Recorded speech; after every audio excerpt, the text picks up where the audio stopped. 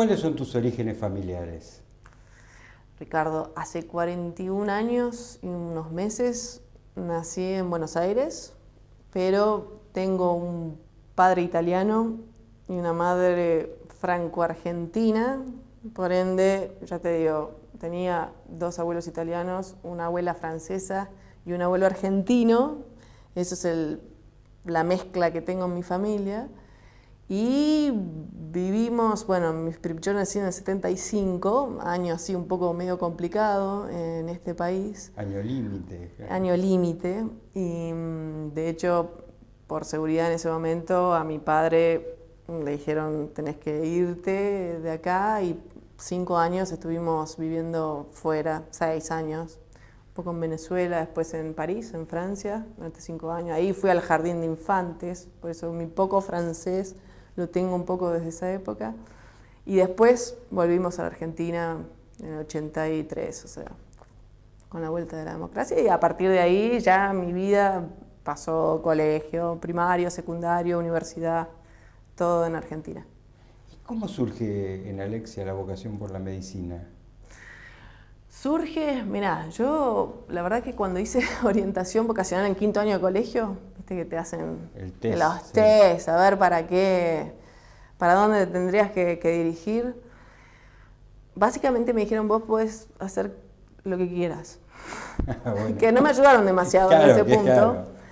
Yo era buena alumna, o sea, me resultaban fáciles en general las cosas, así que a mí lo que más me gustaba en ese momento sí me importaba mucho el tema del servicio, en general, digo, a los humanos, o sea, tratar de hacer algo bueno por el otro. Así que eso lo tenía claro. De servicio, sí. Por lo cual, la medicina siempre fue una posibilidad. Y en ese momento sí me interesaba bastante la filosofía. Te diría que en 5º año, digo, bueno, entre filosofía y medicina, que eran mis 2 como posibilidades, dije, bueno, capaz que puedo hacer medicina y en el costado hacer algo de filosofía, pues también siempre me interesó mucho el pensamiento y nada, pensar acerca del sentido de muchas cosas. Así que en algún momento lo pude hacer, lo que pasa es que cuando uno entras a medicina, viste que es difícil, hay que estudiar, básicamente. Entonces son muchas horas de sentarse en una silla y leer. Y para eso mucho la filosofía quedó medio relegada, aunque cuando entro, esto después, a lo que es psiquiatría, en algún momento de mi residencia sí hice un curso de filosofía y psiquiatría. O sea, cómo incidía la filosofía en lo que es salud mental, así que ahí me di el gusto y el panzazo de manejarme, digamos, y leer acerca de los filósofos, los pensamientos, los que pensaban y cómo eso incide también en lo que es salud mental, ¿no? Así que, bueno, estudié medicina, me fui un año sabático cuando terminé de estudiar medicina y después cuando volví dije, bueno, vamos a retomar el tema de la medicina y ahí es donde decido de estudiar para rendir el examen de residencia para entrar a psiquiatría infantil. Y vos creo que me preguntabas en algún momento por qué psiquiatría infantil. Claro. Y yo siempre fui una gran interesada de todo lo que tiene que ver con el cerebro, ¿sí? Porque me parece que es donde reside lo más humano de lo humano, nuestros pensamientos, nuestras creencias, nuestras emociones, nuestras conductas. Digamos, el órgano que nuclea todas estas cosas está acá adentro. Y nada, siempre me interesó mucho el cerebro ya durante mi carrera de medicina. Y además, el tema niños, por, digamos, todo lo que hay en cuanto a potencialidad, en lo que es la niñez y la infancia, la potencialidad de que todavía tenés todo por delante y hay tantas cosas que se te pueden abrir, que también eso siempre me llamó mucho a decir el impacto que uno puede tener en la vida de un niño a veces es muchísimo más grande que el impacto que uno puede tener en alguien más grande, que no es que no puedes tener impacto, porque puedes tener impacto en todo, se entiende perfectamente. Pero en un niño, además que es una población también vulnerable en algún punto, porque no se pueden defender de todo, me gustaba esa posibilidad de cambiar desde los inicios la vida de una gente para mejor, ¿no? Que la gente se sienta mejor, básicamente.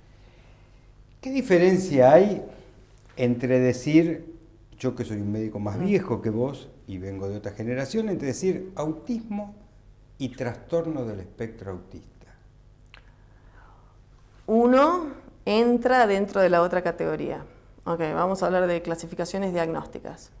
Hoy, esto es 2017. Para lo que es el DSM, que es nuestro manual de psiquiatría, que tenemos los psiquiatras, bueno, hay muchos cuadros dentro de lo que es salud mental. El capítulo que tiene que ver con temas del desarrollo se llama Trastornos del espectro autista, hoy. Dentro de lo que son los trastornos del espectro autista, nosotros tenemos todas aquellas condiciones, como lo es el autismo, que conforman este gran paraguas de trastorno del espectro autista. O sea, lo que se llamaba antes autismo vendría a ser hoy un trastorno del espectro autista. Hoy, si hablamos con propiedad, hablamos de TEA, el trastorno del espectro autista. Ahora, ¿qué pasa? En realidad, 4 años atrás, la clasificación era distinta.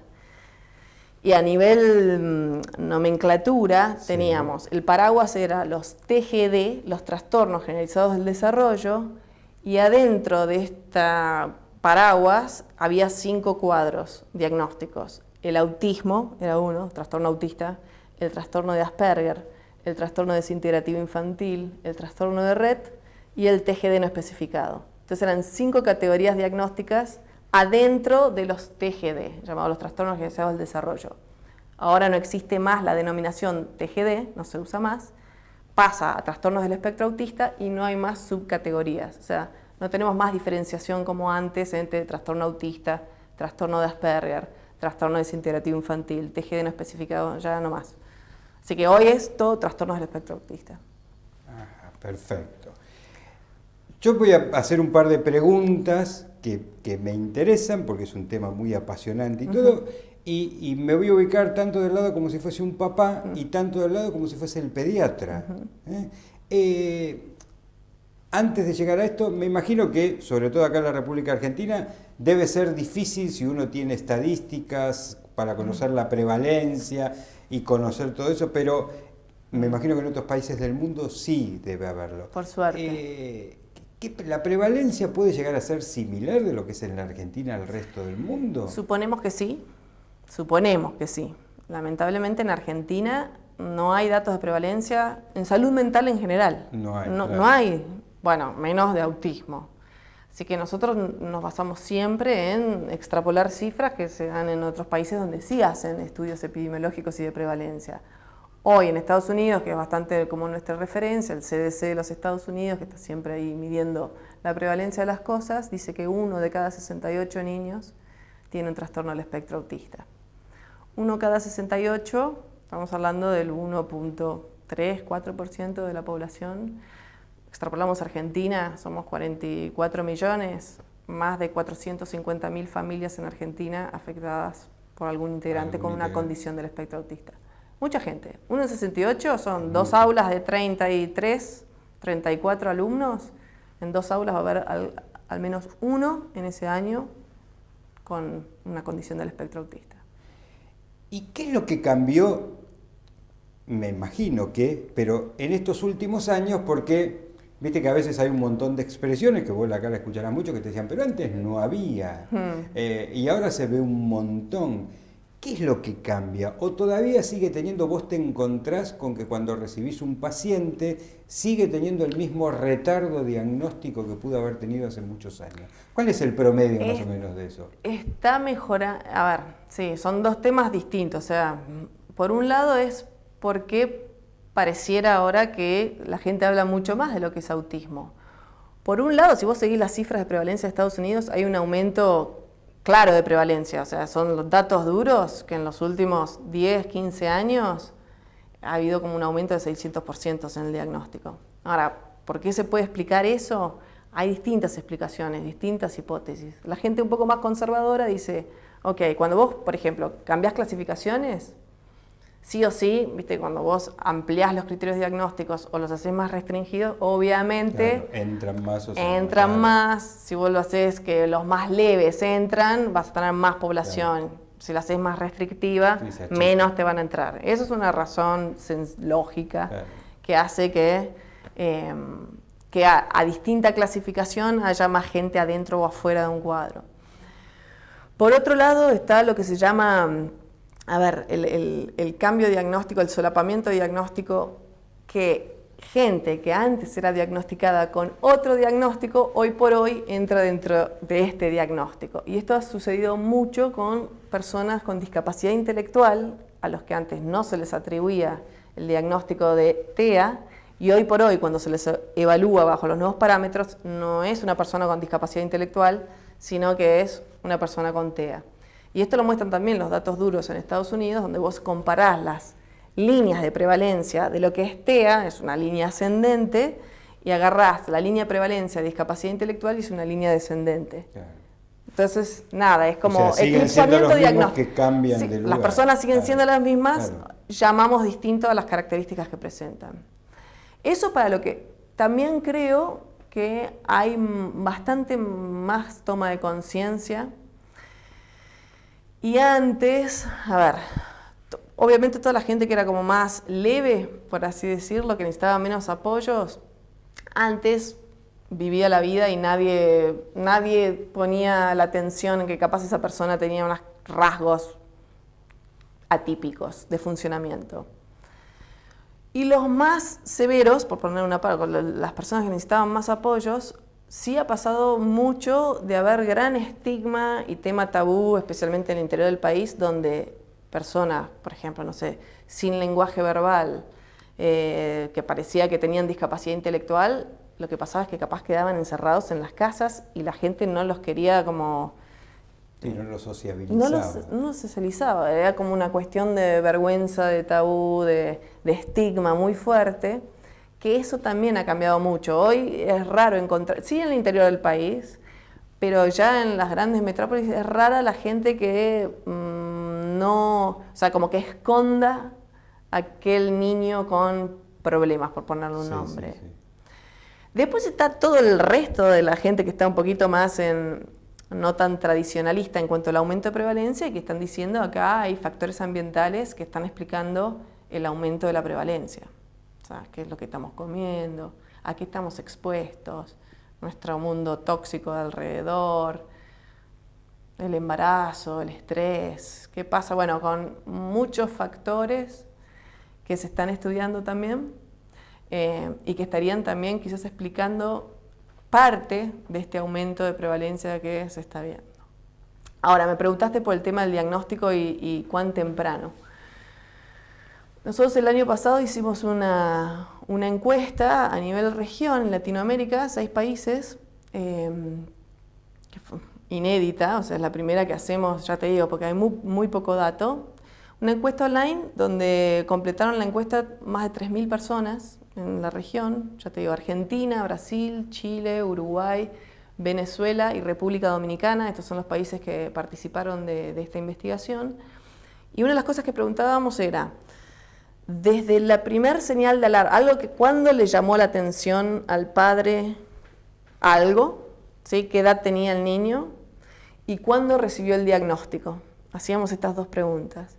Y vimos un promedio de la primera vez que les llamaba la atención algo, era un promedio de 21 meses. Un poquito, digamos... Casi 2 años. 2 años. Sí. ¿Sí? Un poquito más que 22. 2 años promedio, ya había gente a quien algún padre le llamaba la atención alguna cuestión. ¿Y cuál fue el promedio de diagnóstico? 48 meses, 4 años. Esto es promedio de la región.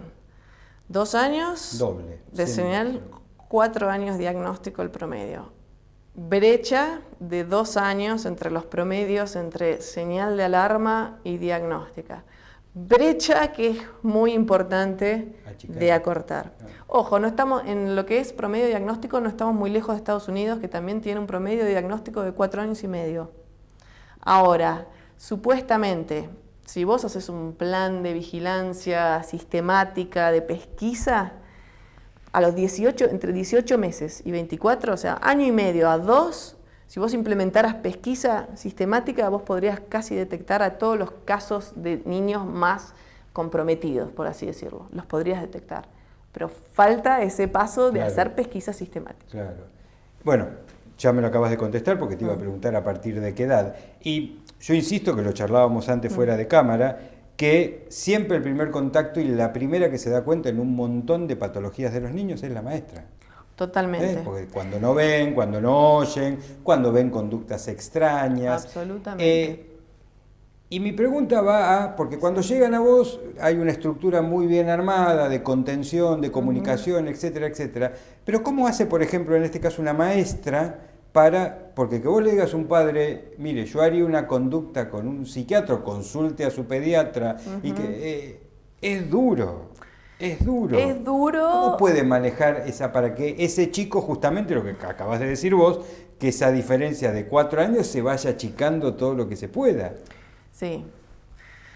En pos de que es tan importante achicar esa brecha, yo siempre digo, vale más la pena correr el riesgo de que alguien se enoje con vos, pero aún decir algo, que no decir nada. Entonces, bueno, que está el riesgo de que alguien se enoje con vos, existe, pero bueno, igualmente yo creo que tiene que ver también con cómo se comunican las cosas, ¿no?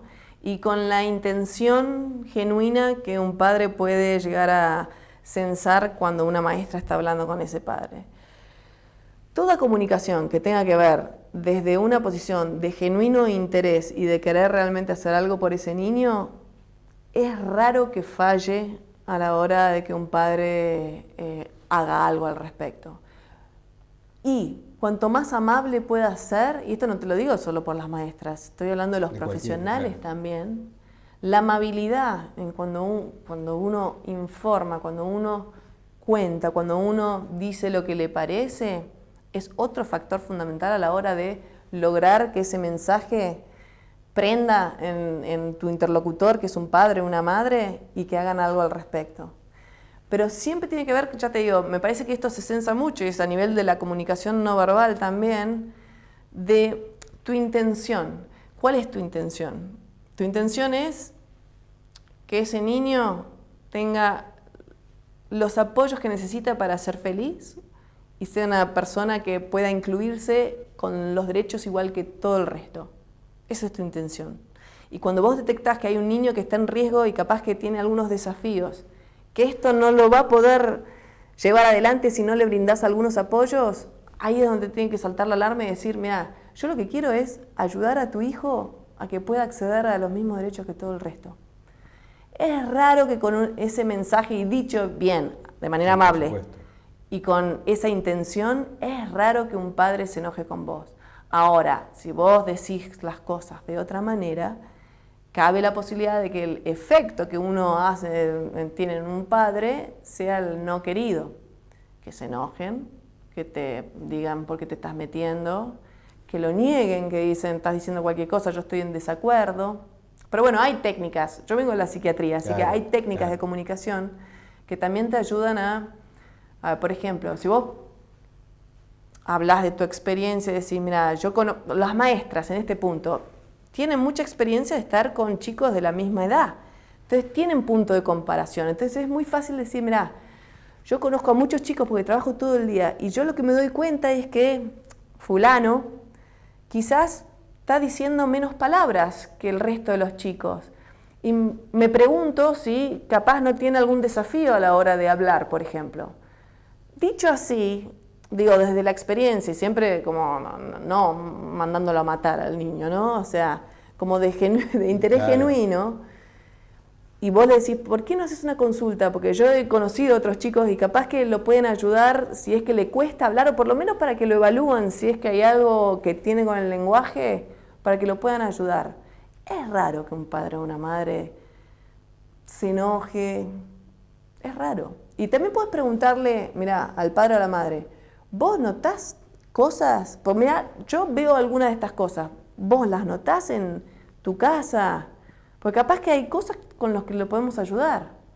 Ya te digo, tiene que ver con la intención que uno transmite. Y esto se mide a otro nivel. No es el lenguaje, no es lo que decís. Sí. Es tu actitud corporal. Sí, es bien empático. Es comunicación no verbal. Pasamos este primer obstáculo. Sí. ¿No? Generalmente la maestra a lo mejor no puede decirle llévalo al psiquiatra, Por ende, siempre su Jamás. primer contacto va a ser Totalmente. el pediatra. Ahí sí ¿no? corres el riesgo de Claro, decir... bueno, y acá, ahora sí me quiero meter bien Sí. en lo médico, ¿no? Sí. Yo, pediatra, ¿qué herramientas básicas tengo que tener en cuenta como para que yo sí que tengo otra autoridad, puedo decir, mire, me gustaría que lo vea la doctora Ratazzi? Te van a escuchar, sí, al pediatra los padres generalmente lo van a escuchar más, por eso es tan importante el rol del pediatra. Y además es el primer profesional que en general cuando un padre tiene un niño en donde sospechas que hay alguna cuestión que tiene que ver con su desarrollo que no se está dando de manera típica, es la figurita la más frecuente de consulta, porque de verdad un padre no va a ir a decir, ay, voy a ir a ver un psiquiatra infantil. No, Jamás, seguro, es más, no. hay gente que ni sabe que existen psiquiatras Claro. infantiles. Va a ir al pediatra, que es quien lo ve cuando tiene mocos, que es el que lo ve cuando tiene diarrea. Bueno, che, no habla. Y lo va a ver cuando no habla. Entonces, el pediatra ahí tiene un rol como muy importante. Y en realidad lo que nosotros le pedimos al pediatra no es necesariamente que diagnostique, porque de hecho existe una especialidad dentro de la pediatría, que es la pediatría del desarrollo, que se dedica a hacer evaluaciones diagnósticas. Un pediatra que tenga otra especialidad o que sea un pediatra generalista, general. no le vamos a pedir que haga una evaluación diagnóstica. Vamos a pedirle que pueda sospechar de que algo con el desarrollo de ese niño quizás no está bien y que pueda decir, mira, ¿sabes qué? Me encantaría que lo pueda ver o un pediatra especialista en desarrollo o un equipo que se dedique a desarrollo. Eso es lo que queremos lograr. Hay herramientas, que la verdad que no es muy complicado. Los pediatras tienen que saber, por ejemplo, niños chiquitos que no te miran a los ojos cuando están hablando, interactuando, que no responden al nombre, que no te muestran cosas que les interesen y lo comparten con vos, que no hablan o sea, tienen 2 años y todavía no dicen ni una palabra suelta. Son como pequeños señales de alarma, o por ejemplo que se interesan siempre por el mismo juego, la misma actividad y repiten mucho la actividad, o se quedan mucho tiempo, no sé, mirando el ventilador que gira y están mucho tiempo dándole al tema del ventilador o al lavarropas, a cosas o las ruedas de los autos que giran. Chicos que, qué sé yo, aletean, que caminan en puntas de pie, que siempre escuchar a los padres. A ver, y si alguno de estas cosas aparece en el relato de un padre porque le está preocupando, siempre creer al padre, punto número 1. Y si vos ya le estás creyendo al padre en realidad y pensás que puede tener algo que ver con el desarrollo, por lo menos a esa familia derivarla a gente que sepa evaluar desarrollo. Es eso, es tener la apertura y no quedarse con él, que es muy frecuente, ya va a hablar, es Claro. varón, hay como latiguillos Porque pediátricos. todo eso hace que llegues a no los te 4 preocupes, años. no seas ansiosa, dale, ¿qué estás leyendo todo el tiempo? Estás saliendo por todos lados, ahora está de moda. Entonces, si hay un padre preocupado, siempre darle bola, siempre. Nunca, porque de última, a ver, lo peor que puede pasar es, mira, era infundado tu preocupación, pero por lo menos quítate la duda. Claro. Porque mucho peor es perder porque la consulta se está haciendo. A alguien le preocupa algo. Lo peor que puedes hacer es decir, desechar esa preocupación y dejarla morir ahí.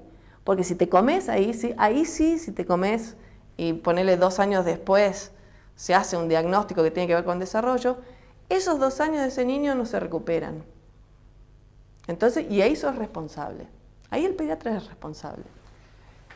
Yo estoy, yo qué sé, soy un papá Sí. con un chico que detecto cosas, o que el pediatra me dijo que hiciera una consulta, obviamente vos lo dijiste hace un ratito, todos se meten en Google, empiezan a buscar, ponés trastorno del espectro autista y el otro, primer nombre que te sale, doctora Alexia Ratazzi. No, panacea te Bueno, aparece. panacea, doctora Alexia Ratazzi. Y yo digo, estoy en el lugar que te guste, no. Y digo, yo quiero que me vea la doctora Alexia Ratazzi. Yo estoy en el Chaco, ponele por decir cualquier cosa. Sí. ¿No? Y digo, yo quiero que me vea la doctora Ratazzi, que me atienda porque quiero consultar, pero no puedo viajar a Buenos Aires. Sí. Por lo que fuera, porque no tengo Perfecto. tiempo, porque mi No poder tengo- adquisitivo no me da, infinidad de cosas. ¿Cómo hago para verla? Bueno, ahí es nuestro Justo diste como en el clavo de, para nosotros lo que es muy importante poder llegar a todos los rincones de la Argentina y que la gente, no importa dónde esté, tenga acceso a nosotros. Y a la información en realidad. Nosotros somos mensajeros, somos dadores de información y compartidores de información y de guías y orientación. Por eso, muy desde el principio de Panacea, primero que tenemos una página web muy fuerte, con mucha información, con las herramientas de pesquisa que se pueden llenar online, que te dicen, o sea, con los padres las pueden completar y te dicen, che, hay algunas señales de alarma, estaría bueno que hagas una consulta del pediatra y llévate esta evaluación que acabas de hacer para mostrársela al pediatra. Eso por un lado, tiene muchas funcionalidades nuestra página web. Y después está lo que yo particularmente, y esto sí personalmente, una de las cosas que más me gusta de lo que yo hago, que son consultas vía Skype. O sea, yo me dedico a hacer consultas de orientación vía Skype. Y esto lo que me permite es, digamos, derribar toda barrera geográfica y me permite también, en algún punto, eso ya es por decisión personal y de misión de la organización, toda barrera que tenga que ver con recursos económicos. Porque nosotros, cualquier persona que esté interesada en tener un Skype, tenga o no tenga plata, esté donde esté, lo va a poder hacer y lo va a poder hacer con uno de nosotros. Bueno, especialmente conmigo, digamos, que soy la que más Skypes hago. Así que el señor de Chaco, le decís, entra a la página web, ahí está todo también dicho, escribí a turnospanacea@gmail.com, escribí a Alexia, que voy a hacer el mismo proceso, organizamos el Skype, la tenemos a la semana, a las 2 semanas, estoy metida con la familia, teniendo el Skype desde la comodidad de su casa, sin tener que moverse. A veces se tienen que mover porque no tienen quizás conexión. Claro, se van, la tía tiene computadora o se van al locutorio. No importa, hoy por hoy la verdad que la conectividad es algo que en casi toda la Argentina existe. No nos ha pasado demasiado que gente no pueda acceder porque no tiene nadie conocido que tenga alguna posibilidad de conectar, o mismo desde el teléfono. Corregime si me equivoco. Me parece que en el 2014 se aprueba la ley de autismo, ¿puede ser? Sí, bueno, que se aprueba. Según tengo entendido, todavía no se reglamentó. Exacto. ¿No? Que bueno, que uno ya se pone contento porque dice, se aprobó, ya está, y después viene lo peor. ¿Qué va a cambiar esto? ¿O qué puede cambiar? Una vez que se reglamente, ¿no? Mira, la ley es una muy buena ley, digamos, yo la conozco porque en algún momento también, o sea, pudimos, nos la consultaron, fue propulsada por organizaciones de padres y nosotros fuimos consultores también de esa ley, así que metimos mano un poquito en cómo está escrita y las cosas que dice. Creo que cambia mucho la ley, es primero. Lo de la pesquisa sistemática, hacer como obligatorio que todos los pediatras o toda la gente de atención primaria pueda hacer pesquisa sistemática, vigilancia sistemática de desarrollo, que ya nos cambia el juego, nos cambiaría el juego si eso se hiciera. Eso no se hace al día de hoy. Pero si se hiciera, estábamos ganándole la carrera al tiempo, porque vos, cuanto antes empieces a intervenir con un niño, más impacto tenés sobre su pronóstico. Pero ahí es así, o sea, es más, sí. Tal es así, que hoy por hoy se está hablando de prevención en el campo de los trastornos del espectro autista, porque los chicos empiezan muy, muy, muy temprano a recibir algún tipo de abordaje. Hoy hay chicos que pierden el diagnóstico, o sea, no tienen más criterios diagnósticos de TEA. Antes esto uno ni lo cruzaba, ¿no? Decía autismo toda la vida, es algo que no se cura, no se cambia, no se... Y no, ¿y saben qué? Se está cambiando el ajedrez, o sea, el tablero de juego está cambiando, porque hay chicos que están diagnosticándose muy temprano, recibiendo intervenciones muy temprano, donde la neuroplasticidad es enorme, por los primeros 4 o 5 años de vida, tenemos la neuroplasticidad más grande de toda nuestra existencia como humanos. Entonces, todo lo que vos hagas a nivel ambiental en esas edades, cambiás trayectorias de desarrollo. Las cambiás. O sea, chicos pierden los criterios diagnósticos, no cumplen más criterios diagnósticos de TEA. Y hoy por hoy, investigado, esto está, el 10% de los chicos con intervención temprana pierden criterios diagnósticos de TEA. Entonces, eso es una parte de la ley que me parece que también es muy importante y obviamente todo, menciona el tema de la investigación de poder o sea, hacer primero, tener datos de prevalencia, tener datos de efectividad de tratamientos, o sea, acá prácticamente no tenemos ningún tipo de dato. Y después todo lo que es cobertura, sí, 100% de todos los apoyos que necesite una persona dentro del espectro. Y eso es como muy clarita la ley, o sea, tenés... Equidad. Equidad. Equidad. Lo diagnosticamos, ¿no? Tenemos diagnóstico de ese chiquito que está dentro del trastorno del espectro autista.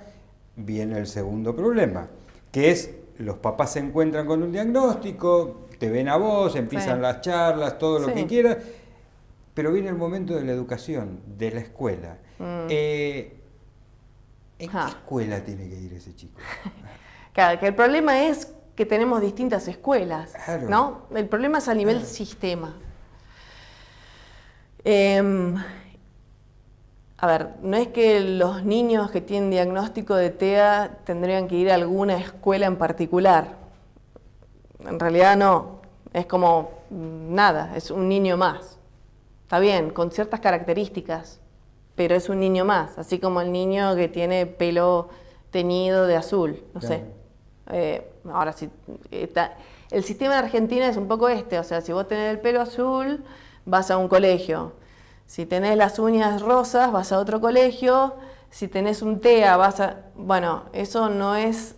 no respeta lo que es el paradigma actual, lo que las Naciones Unidas en su convención, que ya tiene 10 años, la Convención Internacional de los Derechos para las Personas con Discapacidad, 10 años cumplieron en 2016, 10. Esta convención, que es supralegal, o sea, para nosotros es a nivel constitucional, funciona como constitución.